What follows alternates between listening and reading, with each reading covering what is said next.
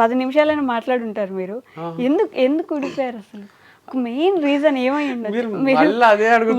చెప్పున్నా కూడా నాకు ఈ ఇంటర్వ్యూ టు బి హానెస్ట్ నేను అసలు మాట్లాడదాం అనుకోలేదు ఆ టాపిక్. కాకపోతే మీరు ఇంటర్వ్యూలో కూర్చొని అంత పాజిటివ్ గా మాట్లాడుతుంటే అసలు ఏంటి ఇప్పుడు ఏమైనా మారిపోయారా లేకపోతే మైండ్ లో ఏం మాట్లాడతలేను. ఇప్పుడు ఒకరు కూలిపోవాలి అని కోరుకునే మనిషిని కాదు నేను. అంటే వాళ్ళ డౌన్ ఫాల్ చూడాలి అనుకోను.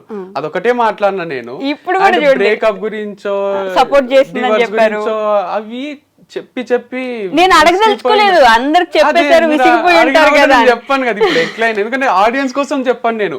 మనం ఇద్దరమే ఉండి మీరు అడిగితే నేను ఆఫ్ కెమెరా ఆఫ్ చేసినాక చెప్తానేమో ఇట్లా జరిగింది, ఇట్లా అయింది, ఇందుకు అయింది, ఇట్లా ఏమన్నా మీకన్నా ఇంట్రెస్టింగ్ గా వింటారేమో.